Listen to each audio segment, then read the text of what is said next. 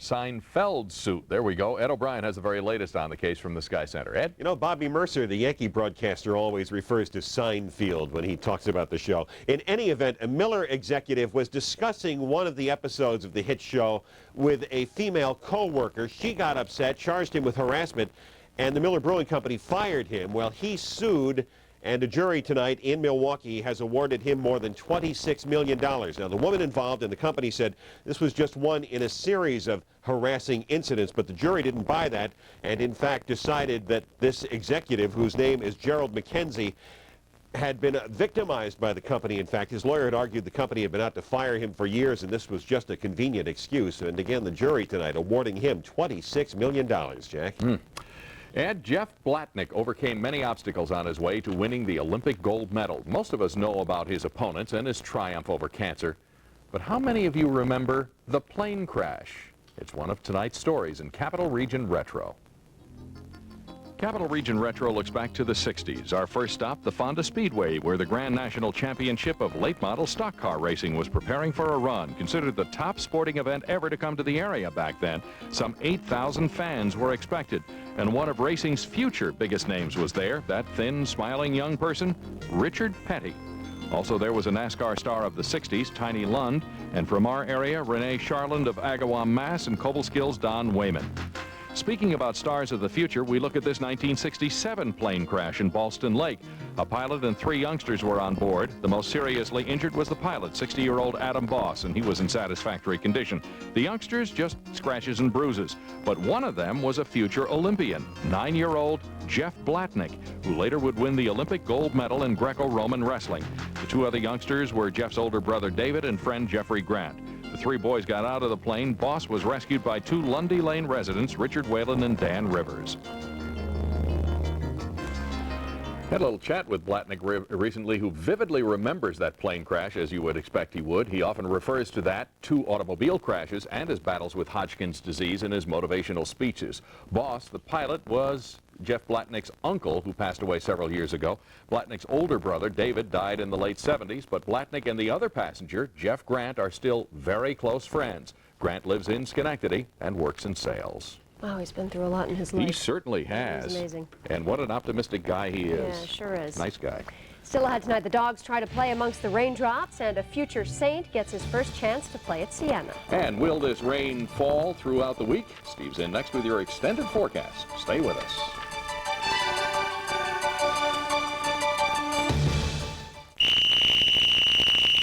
There's a new team in town, Sherman and Gray for News Center 6 Sports, and they know just how the game is played.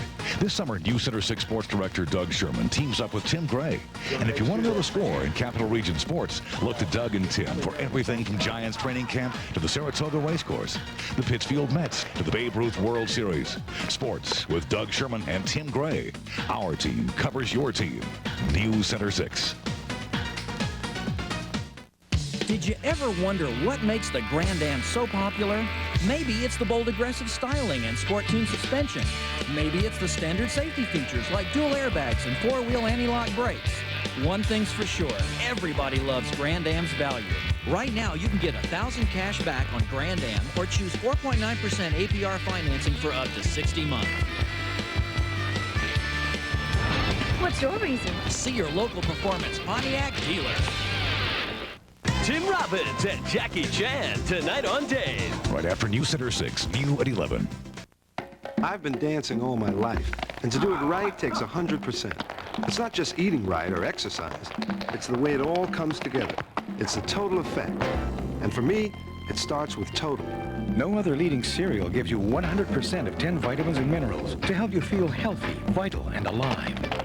Because putting 100% in here could have a total effect on what you do out there. Total Raisin Bran, Total Cornflakes. Get the total effect. Walmart everyday low prices means everything, every day.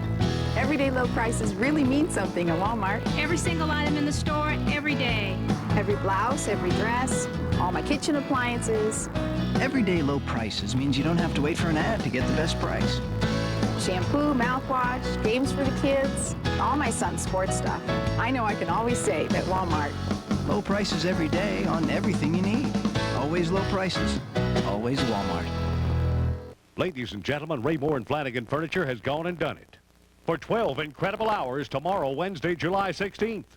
Their greatest one-day summer sale with a credit offer you won't believe. No deposit, no interest for 2 long years. They're reducing prices on everything. I mean everything in their mammoth inventory for 1 day only. And oh, those credit terms. No deposit, no interest till July 1999. Ray Moore and Flanagan Furniture. Tomorrow it happens, 10 a.m.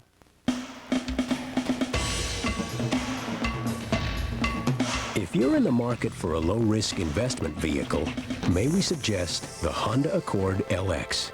With its great quality, low upkeep, and high resale value, the Accord helps your money go further. The Honda Accord LX. It can yield some very nice dividends. See your Honda dealer today.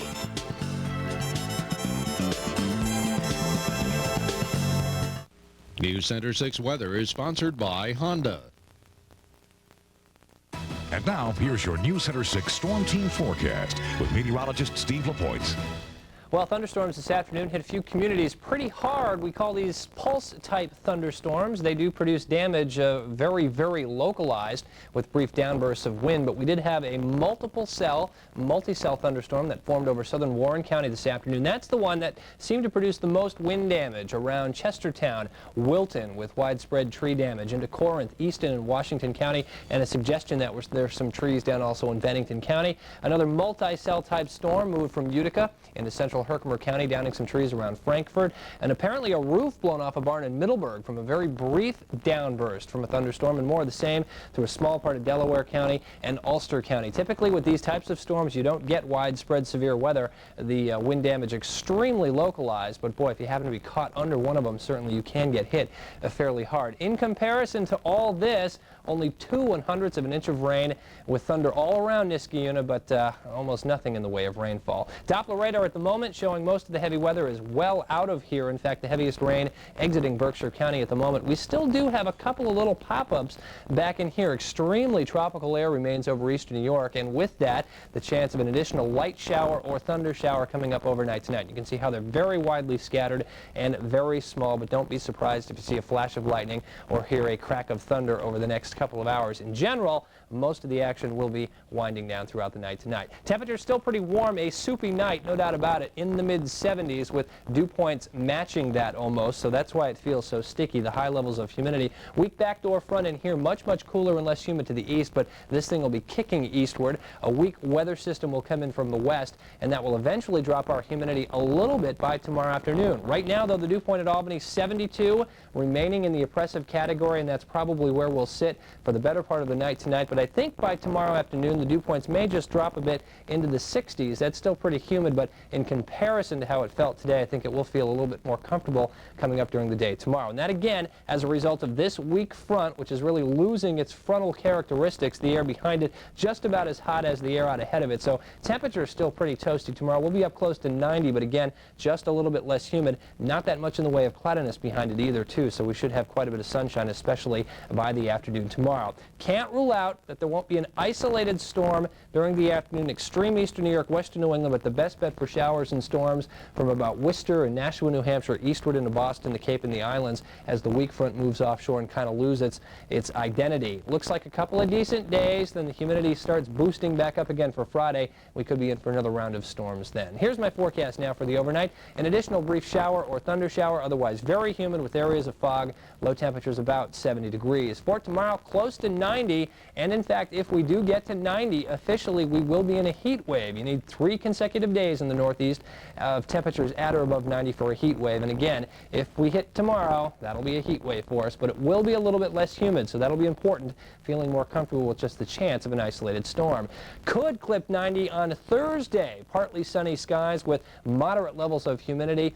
A downright tropical Friday with a pretty good chance of showers and storms late in the day near 90. Should clear out, cool off a little bit, and dry out, Ed, for the weekend. All right, thanks, Steve. Here's a fast-forward look ahead to tomorrow now. Wednesday's newspaper headlines. In the Gazette, Schenectady's Police Chief Greg Kazmarek responds to some complaints that city police officers don't show enough courtesy on the job. Well, the chief says rudeness is better than police brutality. He goes on to say that most complaints are from residents involved in several recent drug busts. And the record, an elderly Cohoes man attacked by pit bulls last week, will appear in city court tomorrow, asking that his canine assailants be put to death. William Messier suffered multiple injuries after the dogs mauled him when he was walking down the street. And in the Berkshire Eagle, the Hinsdale postmaster has been placed on administrative leave. The Postal Service is investigating what it calls financial discrepancies discovered in some postal records. The man involved has worked for the Postal Service for over 20 years. We'll update traffic and weather together on News Center 6 First News beginning live at 5:30 tomorrow morning. Jack and Joanne. All right, thanks, Ed. Let's take a look at the winning lottery numbers. The daily is 657 and the win.